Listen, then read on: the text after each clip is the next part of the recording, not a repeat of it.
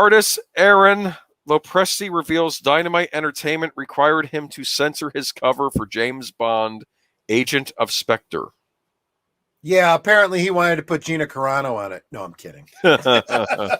Gina Carano would have made I'm going to say the word. I don't care if it's now wrote Bond girl. Would have been a perfect Bond girl. Yup. Oh God, it would have been so against type. Oh man. Talk about the Bond girl for the 21st century, right? She would have been perfect. I don't know. Oh, never mind. Okay. I'm mad now. Okay. But no, they would have cast her anyway even before the whole thing happened. I joke, of course, because all they really did was it was a comic book artist who Ben Shapiro.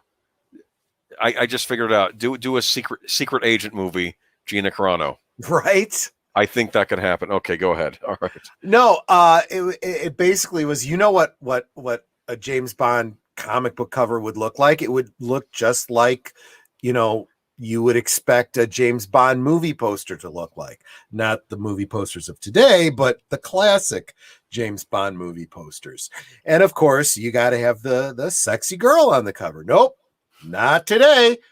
Oh, hashtag me too. Let me read this. Oh, I'm not happy. And we find out why, too, in this article, too. Veteran comic book artist Aaron Lopresti has revealed that Dynamite Entertainment required him to censor his original cover to James Bond, Agent of Spectre, in order to avoid portraying the eponymous secret agent as a quote-unquote a sexist character.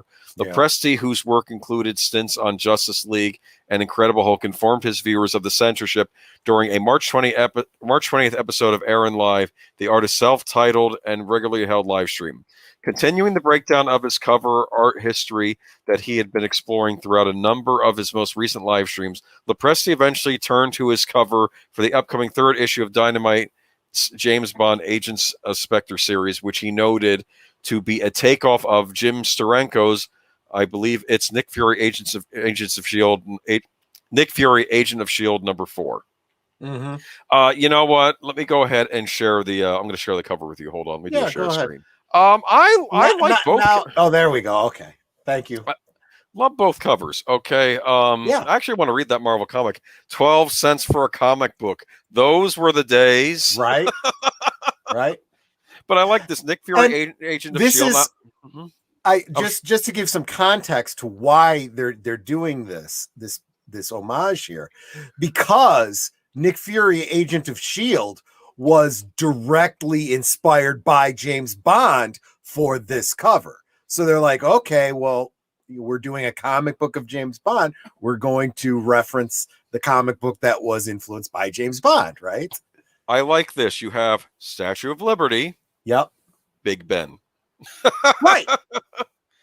And I'm assuming that might be a sexy woman there. We have a sexy woman here, larger character because it's a Bond movie. It looks like she's wearing lingerie, not naked, as they are in the opening credits of many of these movies. Exactly. So that's not odd. And you got your vehicle, you got your car, you got him holding the two guns. Nick Fury's gun, Walter PPK on the Bond side. See, right. Exactly. I like it. I'd actually like to read both comics. Okay. My initial reaction was, whatever you're paying for this Bond license, it's too much.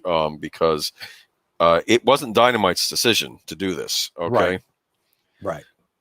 Okay. Lopresti says they reveal that despite the sheer quality of the work and the specific request by a Dynamite editor for a piece to homage Steranko, the same editor eventually demanded that the scantily clad woman to Bond's left be covered up. See the girl in the underwear? Apparently the James Bond people getting all woke and all. They don't want to show James Bond being a sexist character anymore. So they don't want any more girls in bikinis or underwears on the covers. All that kind of stuff, explained Lopresti, who then admitted that he is now being required to put a dress on her. I have to do that this week, he concluded. Photoshop a dress over her to cover up. Curiously, it appears that the Dynamite editor's request came sometime after the cover was revealed to the public, as Lopresti's uncensored version appears on previews for the title found at various outlets, including Amazon and Previews World. This is the Bond producers doing this. Yeah. And this comes after 30 years of us being told that women being able to show their bodies was them being liberated. And that if you tell them they need to cover up, the problem is with you and you're slut shaming them. Just saying. Yeah. Now they can't figure out what it is that they want. And I'll tell you something else. These people that are doing James Bond, if you have such a problem with what James Bond is, stop making freaking James Bond anything. Don't license it. Don't make the movies. Leave it the hell alone. If he's so evil, and because this is what James Bond is. There is nothing in that cover that I think is in bad taste. Nope. The Bond movies have always been PG, and this is just ridiculous. This is where we are. This is where we are. It is. I don't know what they want James Bond to be anymore. Actually, I'm a little bit more concerned about that title. Did you even notice the title? Agent of Spectre. Agent of Spectre, right? No, I don't. That goes right up there with Captain America, Agent of Hydra. You know, here is what I don't know anything about this comic book. Yeah, what I think might be kind of funny is that he's maybe in this thing he's going undercover inspector. Yeah, and because James Bond has done that before. Remember in Doctor No, Doctor No says, "I'd like you to become an agent of Spectre," because they respect the fact that he respect the fact that he killed so many of his men. Yeah. You could actually work for us. And imagine if we do that, James Bond takes the deal, but it's just to go undercover. Yeah. Not impossible if that's where they're going. If it's something else, then no. But if it could literally be him pretending that he's changing sides. It could be him taking a different identity and going undercover. That's true. It is a comic book. It could be an alternate universe. This is mirror universe. This happens in the Mission Impossible movies. Like Ethan Hunt will put on the fake face, or even the face gets to sort out. Hopefully, they don't know what this guy looks like, and he'll pose as the criminal. Yeah. In order to stop something worse from happening. But then they'll make him do something that goes against his code, and he has to figure a way around that. And that's sort of what this is making me think of. Yeah.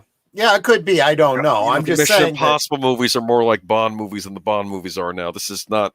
Yeah. I don't know what's going on now.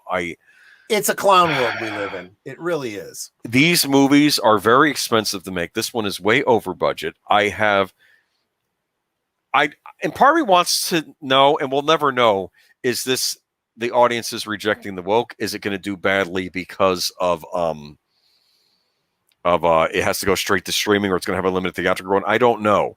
Yeah, and it's probably losing money anyway. Okay, right now, even while it's not being released. They're saying that every week that it's not released, they lose. I don't remember how many thousands of dollars they say they're losing, just because they've gone into debt to finance the thing in the first place. That's how these movies are made. So, they used to churn these. They used to churn these Bond movies out too. Yep.